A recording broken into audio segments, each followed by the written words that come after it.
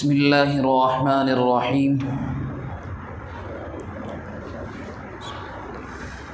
مثلهم كمثل الذي استوقد نارا فلما أضاءت ما حوله ذهب الله بنورهم وتركهم في ظلمات لا يبصرون صم بكم عمي فهم لا يرجعون أو كصيب من السماء فيه ظلمات ورعد وبرق يجعلون أصابعهم في آذانهم من الصواعق حذر الموت والله محيط بالكافرين يكاد البرق يخطف أبصارهم كلما أضاء لهم مشوا فيه وإذا أظلم عليهم قاموا ولو شاء الله لذهب بسمعهم وأبصارهم إن الله على كل شيء قدير.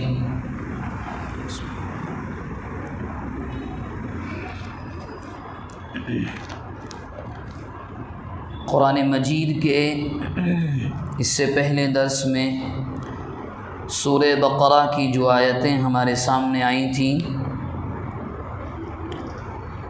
ان میں منافقین کا تذکرہ تھا،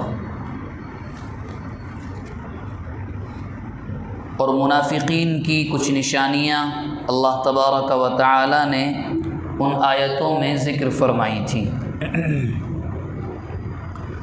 اب منافقوں کے سلسلے میں ان کی قسمیں مثال دے کر کے سمجھانے کی کوشش کی جا رہی ہے، چونکہ اس سے پہلے یہ بات آ چکی ہے کہ منافقین کی بھی دو قسمیں ہیں۔ نبی کریم صلی اللہ علیہ وسلم کے زمانے میں دو طرح کے منافقین تھے، ایک جو کھلم کھلا کفر کے ساتھ تھے، اسلام اور مسلمان دشمنوں کے ساتھ تھے، مگر ظاہراً وہ مسلمانوں سے ہمدردی بھی جتاتے تھے اور یہ کہتے تھے کہ ہم آپ کے ساتھ ہیں۔ اور منافقین کا دوسرا گروہ تھا، ان کی حالت یہ تھی کہ وہ درمیان میں رہتے تھے۔ کبھی ان کو ایسے آثار نظر آئے کہ ہاں اسلام غالب آنے والا ہے تو آمنا، ہم ایمان لے آئے، ہم تو آپ کے ساتھ ہیں، اور اگر کبھی ان کو دکھائی دیا کہ مسلمان کمزور پڑ رہے ہیں تو اس کے بعد کیا کرتے، ان کی جانب مل جاتے، یعنی بین درمیان کا مسئلہ تھا۔ اگر ان کی خواہشات سامنے آتی، دنیاوی خواہشات، فوراً ان سے جا کے مل جاتے۔ تو یہ دو مثالیں قرآن نے ان دو قسمیں بیان کی ہیں اور دونوں کو مثالوں کے ذریعے سے سمجھایا ہے۔ پہلے گروہ کی مثال فرمایا مثلهم كمثل الذي استوقد نارا، ان کی مثال ایسے ہے جیسا کہ ایک شخص ہے، اس نے آگ روشن کی، فلما اضاءت ما حوله، جب روشنی اتنی ہو گئی کہ اس کی چاروں جانب کی جو چیزیں تھیں اس کو نظر آنے لگی، سب کچھ اچھا ہو گیا، اچھا برا دکھائی دینے لگا، صحیح غلط کیا ہے، گمراہی کیا ہے، صراط مستقیم کیا ہے، جب سب نظر آنے لگا، اچانک کیا ہوا، ذهب اللہ بنورہم وترکہم فی ظلمات، اللہ تبارک و تعالی نے اس روشنی کو ختم کر دیا اور وہ بالکل تاریکی میں رہ گئے، لا یبصرون، کچھ بھی نظر نہیں آتا۔ اور فرمایا جب ایسا ہو جائے تو ان کی حالت کیسی ہو جاتی ہے، صم بکم عمی فہم لا یرجعون، گونگے ہیں، بہرے ہیں، اندھے ہیں، کچھ نظر نہیں آتا۔ تو قرآن نے اس مثال کے ذریعے سے سمجھایا، ان کی مثال ایسے ہے کہ نبی کریم صلی اللہ علیہ وسلم آئے، ان کے سامنے حق واضح ہو گیا، کون صحیح کون غلط، کیا سچ کیا جھوٹ، صراط مستقیم کیا اور گمراہی کا راستہ، ان کو سب صاف صاف معلوم ہو گیا، سب کچھ ان کے سامنے روشن تھا، مگر ان کی حرکتوں کی بنیاد پر، ان کے اعمال بد کی بنیاد پر اللہ نے ان کے ساتھ ایسا کر دیا کہ اب ان کو نہ سچ نظر آتا ہے، نہ سچ اور صحیح وہ سنتے ہیں۔ ان کی حالت ایسی ہے جیسے تاریکی میں یہ ٹھوکریں کھا رہے ہیں، ایسے ہی پھر رہے ہیں، کوئی مقصد نہیں، صرف ایک ہی ان کا کام اور عمل تھا کہ مسلمانوں سے یہ کہنا کہ ہم آپ کے ساتھ، اور جب وہ ملتے تو ان سے جا کر کہتے تھے نہیں نہیں، ہم تو ان کا مذاق اڑانے کے لیے ان کے ساتھ رہتے ہیں، ان سے راز معلوم کرنے کے لیے ان کے ساتھ رہتے ہیں۔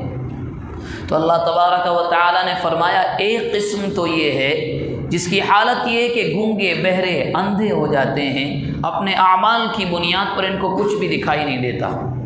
پھر اس کے بعد قرآن مجید نے دوسری قسم منافقین کی بیان کی، او کصیب من السماء فیہ ظلمات ورعد وبرق، یعنی منافقین کی دوسری جماعت کی مثال ایسے ہے جیسے آسمان سے زوردار بارش برس رہی ہو اور تاریکی ہو، اندھیرا ہو، اور اس میں کیا کیا ہو، رعد و برق، بادلوں کی گرج بھی ہو، بجلی کی چمک بھی ہو، یجعلون اصابعہم، جو بادلوں کی گرج اور بجلی کی کڑک جو ہے اس سے ڈر کے وہ لوگ کیا کرتے ہیں، اپنی انگلیوں کو اپنے کانوں میں داخل کر لیتے ہیں، اپنی انگلیوں کو اپنے کانوں میں رکھ لیتے ہیں، من الصواعق حذر الموت، بجلی کی آواز سن کر اس ڈر سے کہ کہیں مر نہ جائیں، کہیں انتقال نہ ہو جائے، کہیں یہ بجلی ان کو مار نہ دے۔ واللہ محیط بالکافرین، اللہ فرماتے ہیں ان کو تو ہم نے چاروں جانب سے گھیر رکھا ہے، یہ بچ نہیں سکتے۔ اور اسی مثال کو مکمل مثال دی کہ جب وہ بارش برستی رہتی ہے، بجلی کڑکتی رہتی ہے اور تاریکی کا ماحول ہوتا ہے، یکاد البرق یخطف ابصارہم، ایسا ہوتا ہے کبھی کبھی کہ وہ بجلی اور وہ چمک جو ہے ایسا ہے قریب ہے کہ ان کی نگاہوں کو چھین لے۔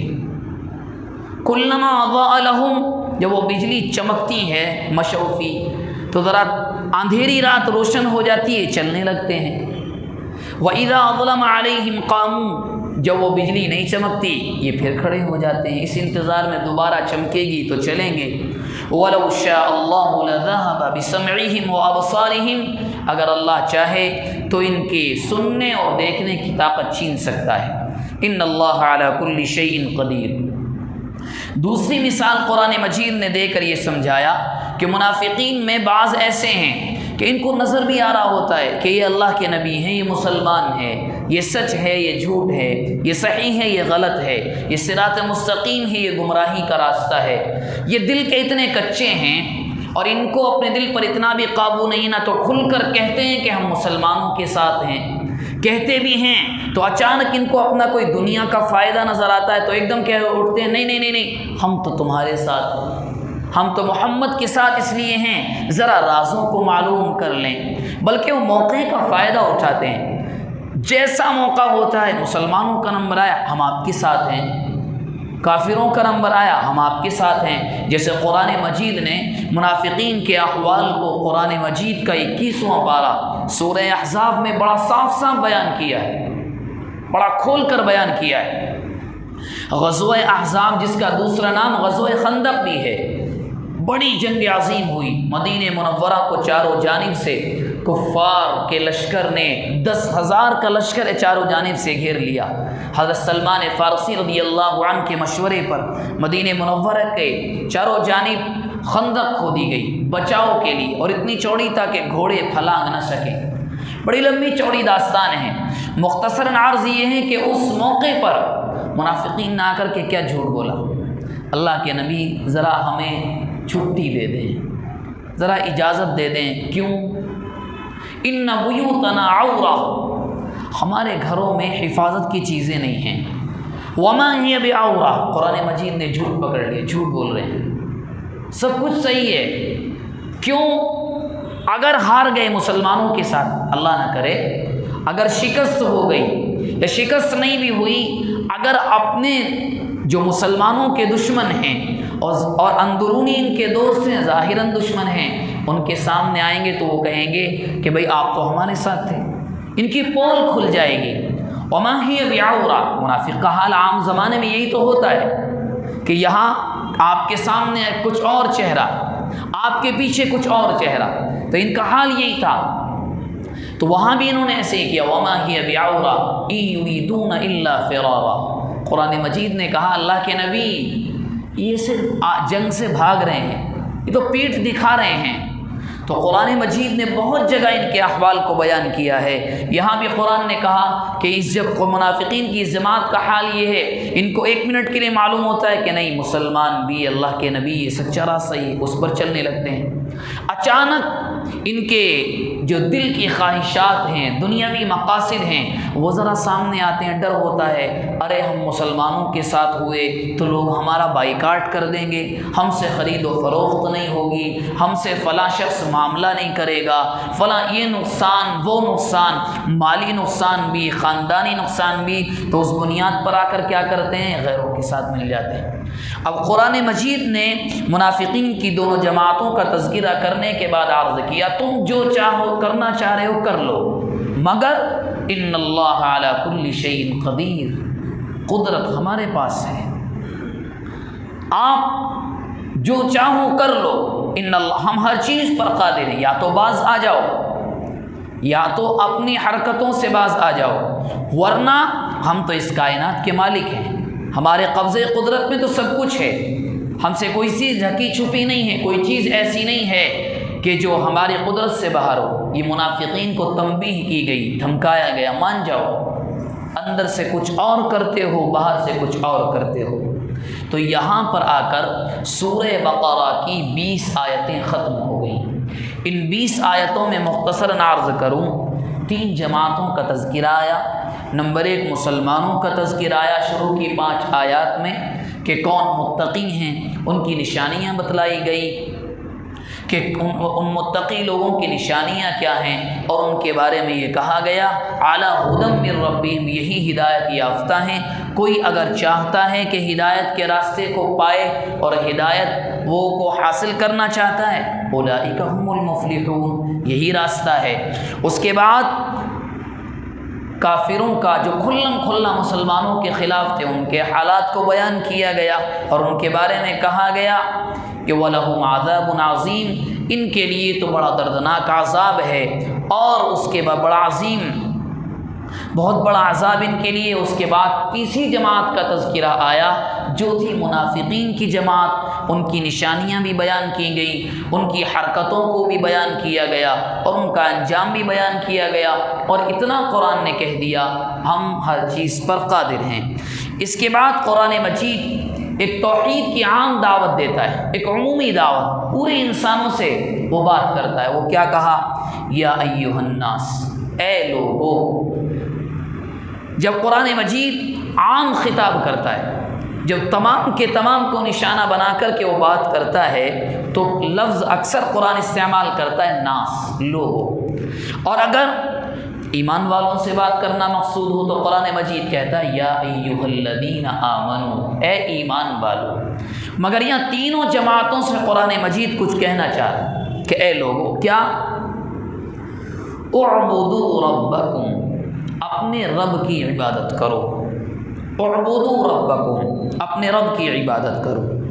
یہاں سے قرآن مجید نے 2 آیتوں میں توحید کی دعوت دی ہے، اور انسان کو یہ بتلایا ہے کہ کیوں تمہیں اپنے رب یعنی اللہ کی عبادت کرنی چاہیے، اور کیوں وہی صرف وہی ذات عبادت کے لیے کیوں اسی کا حق ہے، اس کے علاوہ کسی اور کے سامنے پیشانی کو کیوں جھکایا نہیں جا سکتا، ان باتوں کو عرض کیا ہے۔ اعبدوا ربکم، اپنے رب کی عبادت کرو۔ عبادت کہتے کسے ہیں؟ عبادت کہتے ہیں اپنی پوری طاقت مکمل فرما برداری میں استعمال کرنا۔ ہمارے پاس جتنی طاقت ہے مکمل فرما برداری کے ساتھ اللہ کے لیے استعمال کرنا، اور ساتھ میں اس کی نافرمانی کا خوف بھی ہو، کہیں غلطی نہ ہو جائے، اس کو کہتے ہیں عبادت۔ تو یہاں قرآن مجید نے توحید کی دعوت دی، اور دعوت کیوں دی؟ اس لیے جو قرآن مجید کی اس آیت کا لاسٹ ٹکڑا ہے لعلکم تتقون، تاکہ انسان تقوی حاصل کر لے، اور تقوی بغیر توحید کے آ نہیں سکتا۔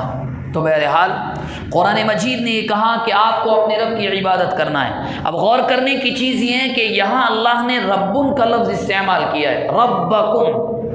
ہو سکتا ہے اللہ تبارک و تعالی اپنا کوئی اور نام یہاں استعمال کر لیتے، یہاں لفظ اللہ آ جاتا، مگر مفسرین اکرام کہتے ہیں اس لیے ربن کا لفظ استعمال فرمایا کہ یہاں دعویٰ بھی ہے، دلیل بھی ہے۔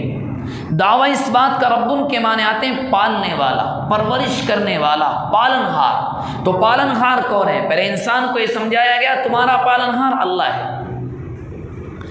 جو اب یہ آٹومیٹک بات ہے، جو پالن ہار ہوتا ہے وہی تو اسی کو تو عبادت کا حق ہے، جو ہر چیز کا انتظام کرتا ہے۔ اب قرآن نے یہ سمجھایا کہ ہم جو آپ سے کہہ رہے ہیں کہ تم ہماری عبادت کرو، کیوں؟ اس کی دلیلیں قرآن نے دی، تقریباً 5 دلائل ذکر کی ہے۔ پہلی، الذی خلقکم، کس کی؟ اس ذات کی جس نے آپ کو پیدا کیا۔ کیوں؟ کیونکہ اس نے تم کو بنایا۔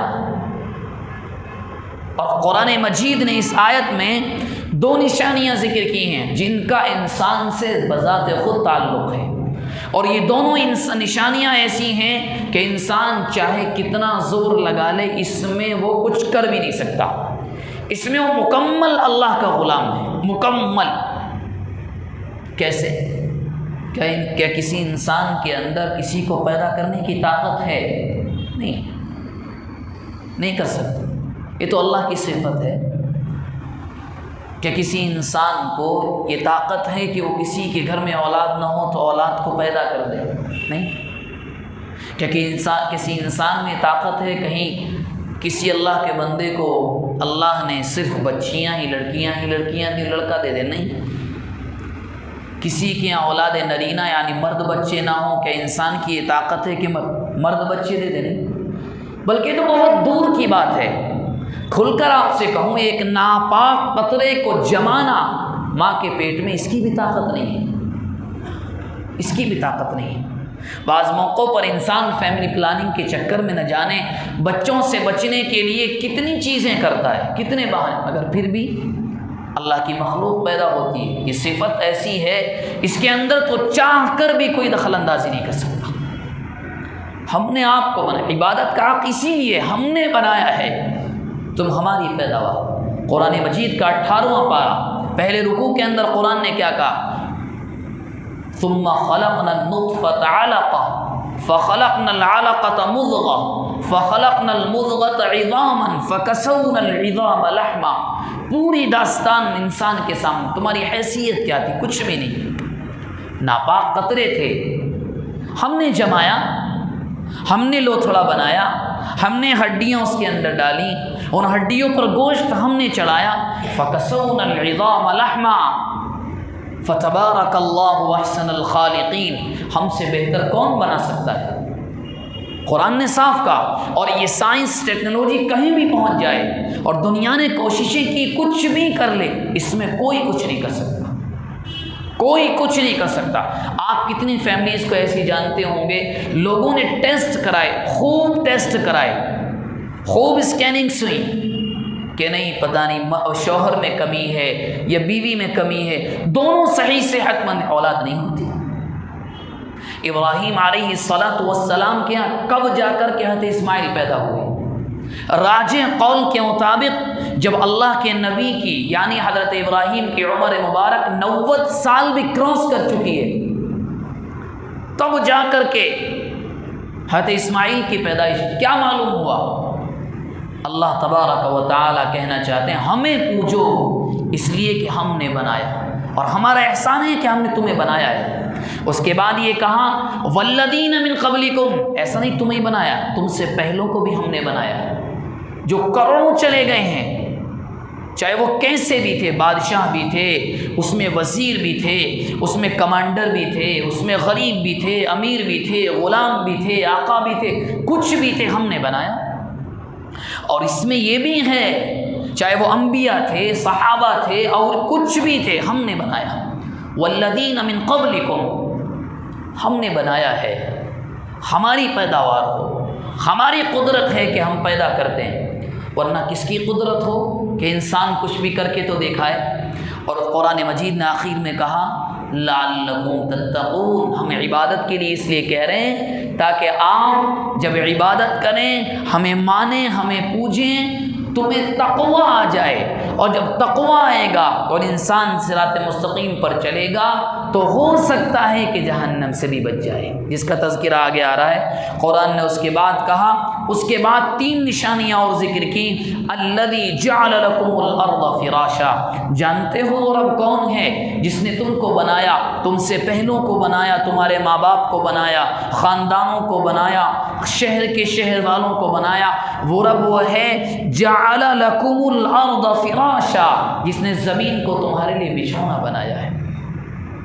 اور خالی بچھونا نہیں، زمین کو ایسا بنایا ہے نہ تو وہ اتنی سخت ہے کہ اس کے اندر سے کچھ نکالا نہ جا سکے، نہ اتنی نرم ہے کہ اس کے اوپر کچھ بنایا نہ جا سکے، بلکہ اس مولا نے زمین کو ایسا بنایا ہے انسان اس کے اندر بیج ڈال کر غلہ نکالتا ہے، سبزیاں، ترکاریاں، غلہ، اناج، اس کے اندر پودے اور جھاڑ کے بیج ڈال کر وہ درخت اگتے ہیں، وہاں ہزاروں طرح کے پھل لگتے ہیں، آم ہے، سیب ہے، گنتے ہوئے آپ تھک جائیں گے، اس زمین سے اتنا کچھ نکلتا ہے۔ یہ تو کھانے کی چیزیں ہیں، اس کے علاوہ لوہا نکلتا ہے، سونا نکلتا ہے، یہ زمین چاندی کو پیدا کرتی ہے، نہ جانے کتنی دھات اور کتنے رقم کی وہ چیزیں ہیں جن کو انسان استعمال کرتا ہے، کہ استعمال نہیں کرتا، خوب استعمال کرتا ہے۔ زمین کے اندر سے نہ جانے کتنی چیزیں ایسی ہیں کہ انسان شمار نہیں کر سکتا جو اللہ نے بنائی ہیں، اسی کو قرآن کہہ رہا ہے۔ ہم کون ہیں؟ ہم نے زمین کو تمہارے لیے بچھونا بنا دیا، تم جیسے چاہے استعمال کرو۔ اور اس کے بعد قرآن نے کہا والسماء بناء، آسمان کو تمہاری چھت بنا دیا۔ ہم تو وہ ہیں، گویا کہ قرآن نے مثال کی، ہم نے اس دنیا کو تمہارے لیے گھر بنا دیا، آسمان چھت ہے، یہ زمین فرش ہے۔ اور اس کے بعد قرآن نے آخر میں کہا یہ دونوں وَأَنزَلَ مِنَ السَّمَاءِ مَاءً فَأَخْرَجَ بِهِ مِنَ الثَّمَرَاتِ، ہم نے اس آسمان سے پانی بھی برسایا۔ کیوں؟ مردار زمین پر جس کے اندر کوئی طاقت نہیں تھی کسی غلے کو پیدا کرنے کی، کوئی بھی بیج تم ڈالتے تھے کوئی اثر نہیں ہوتا تھا، فَأَخْرَجَ بِهِ، پھر کیا ہوا؟ اسی ذات نے اس کے اندر سے کیا نکالا؟ من الثمرات، میوے، پھل، فروٹ، غلے، سبزیاں، ترکاریاں، کس لیے؟ رزقا لکم، تم کھا سکو۔ تو قرآن گنا رہا ہے ہم کون ہیں، ہم کیوں کہہ رہے ہیں کہ تم ہماری عبادت کرو؟ ہم اس لیے کہہ رہے ہیں ہم ہی تو ہیں، ہمارے علاوہ تو کسی کو اس کا حق بھی نہیں ہے کہ وہ یہ کہہ سکے کہ ہمیں پوجو۔ اور انسان جب تک اللہ کی غلامی کرتا ہے تب تک وہ ٹینشن بالکل فری رہتا ہے، کوئی ڈپریشن نہیں، کوئی غلط خیال نہیں۔ اور جہاں اس انسان نے توحید کو چھوڑ کر اللہ کے ساتھ دوسروں کو شریک کر لیا، اس کے بعد انسان نہ جانے کتنی پتھر کے مورتی اور دیوی دیوتاؤں کو غلام بن جاتا ہے۔ ٹینشن یہ ہوتی ہے کہ نہیں ابھی وہ صاحب کا تہوار آنے والا ہے، ان کو بھی چلانا ہے، ان کا آنے والا ہے، ان کا بھی خیال رکھنا ہے۔ اللہ یہاں کہہ رہے ہیں ہم اکیلے ہیں، ہم سب کچھ کرنے والے ہیں۔ من الثمرات رزقا لکم، ہم نے وہ پانی برسایا ہے۔ حالانکہ یہاں انسان یہ کہہ سکتا ہے کہ نہیں ہم بھی تو کھیتی کرتے ہیں۔ تو انسان اتنا ہے کہ صرف جو بیج ڈالتا ہے، جو جھاڑ اگتے ہیں، ان کے راستے میں، ان کے اگنے کے راستے میں یا ان کے بڑھنے کے جو ایک دور ہوتا ہے اس میں جو رکاوٹ آتی ہے وہ دور کرتا ہے۔ پانی کون برساتا ہے؟ اللہ ہی تو دیتا ہے، ورنہ انسان اپنی طرف سے کتنی کوششیں کر لے، بیج ڈال کر دیکھے، انسان یہ کہ ہم نے تو کیا، سوال یہی تو ہوتا ہے۔ بیج ڈالنے کے بعد ایک پتھریلی زمین میں، ایک مردار زمین میں اس بیج کے اندر سے کوپلوں کو کس نے نکالا؟ کون ہے وہ ذات؟ تو قرآن کہہ رہا ہے کہ ہم کرتے ہیں، ہماری عبادت اس لیے کرو۔ اور قرآن نے کہا اب تم یہ معلوم ہو گیا تمہارا پیدا کرنے والا، تم سے پہلوں کا پیدا کرنے والا۔ ایک بات یاد آئی تو ذکر کروں، آپ یہ سوچیں گے کہ قرآن نے یہ نہیں کہا تمہارے بعد کے آنے والوں کا بنانے والا، یہ بھی آنا چاہیے تھا. جیسے تمہارا پیدا کرنے والا، تم سے پہلوں کا بنانے والا اللہ ہے، تو تمہارے بعد کا بنانے والا کون؟ مفسرین اکرام بیان فرماتے ہیں اس میں اشارہ یہ ہے اس امت کے بعد کوئی امت نہیں آنے والی. اللہ کے نبی آخری نبی ہیں، قرآن آخری کتاب، امت آخری ہے، اس کے بعد قیامت آئے گی بس. اس کے بعد قرآن، اب تم جان ہی چکے ہو کہ ہم نے زمین کو تمہارے لیے فرش بنایا ہے، آسمان کو چھت بنایا ہے، اور تم یہ بھی جان چکے ہو کہ ہم نے اسی آسمان سے پانی برسا کر تمہارے لیے کھیتیوں کو آسان کر دیا ہے، غلہ اگانے کو آسان کر دیا ہے. تو اب اتنا کرو، فَلَا تَجْعَلُوا لِلَّهِ أَنْدَادًا، اب اللہ کا دوست اور شریک کسی کو مت بناؤ. اب جب یہ ثابت ہو گیا وہ یکتا ہے، وہ اکیلا ہے، اور عبادت کا حق صرف اسی کو ہے، فَلَا تَجْعَلُوا لِلَّهِ أَنْدَادًا، اب شریک مت کرو. کہ نہیں ماننے کے باوجود بھی فلاں صاحب اولاد کے دینے والے، یہاں مانگے تو وہ بھی ملتا ہے، اور پیشانی کو جھکا کر یہاں برکتوں کو مانگنے جائیں تو سب کچھ ملتا ہے. تو قرآن کہہ رہا ہے فَلَا تَجْعَلُوا لِلَّهِ أَنْدَادًا وَأَنْتُمْ تَعْلَمُونَ، جاننے کے باوجود یہ مت کرو. تو یہاں قرآن کریم نے تینوں جماعتوں کو سمجھا دیا، یعنی مسلمانوں کو، ایمان والوں کو، کافروں کو بھی اور منافقین کو بھی، کہ اصل عبادت کا حق تو ہم ہی کو ہے، ہمارے علاوہ اس پوری کائنات میں کوئی اس لائق نہیں ہے کہ اس کی پوجا کی جائے. اس کے بعد قرآن مجید کی جو آیت ہے وَإِن كُنتُمْ فِي رَيْبٍ مِّمَّا نَزَّلْنَا عَلَىٰ عَبْدِنَا فَأْتُوا بِسُورَةٍ مِّن مِّثْلِهِ وَادْعُوا شُهَدَاءَكُم مِّن دُونِ اللَّهِ إِن كُنتُمْ صَادِقِينَ فَإِن لَّمْ تَفْعَلُوا وَلَن تَفْعَلُوا فَاتَّقُوا النَّارَ الَّتِي وَقُودُهَا النَّاسُ وَالْحِجَارَةُ أُعِدَّتْ لِلْكَافِرِينَ. اس میں قرآن مجید نے پوری کائنات کو، ہر زمانے میں آنے والے مخالفین کو ایک چیلنج دیا ہے، جس کا مفصل تذکرہ آگے اگلے ہفتے انشاءاللہ آئے گا. مختصراً سن لیں، قرآن مجید نے اس میں کہا ہے کہ اگر تمہیں اس چیز میں شک ہے جو ہم اپنے بندے پر، یعنی قرآن مجید جو ہم اپنے بندے محمد پر نازل کرتے ہیں، فَأْتُوا بِسُورَةٍ مِّن مِّثْلِهِ، ذرا ایک صورت تو اس کی بنا کر لے کر آؤ. وَادْعُوا شُهَدَاءَكُمْ، اکیلے نہیں بنا سکتے، جاؤ اپنے حمایتیوں کو لے کر کے آؤ جو تمہاری مدد کرنے والے ہیں اللہ کے علاوہ.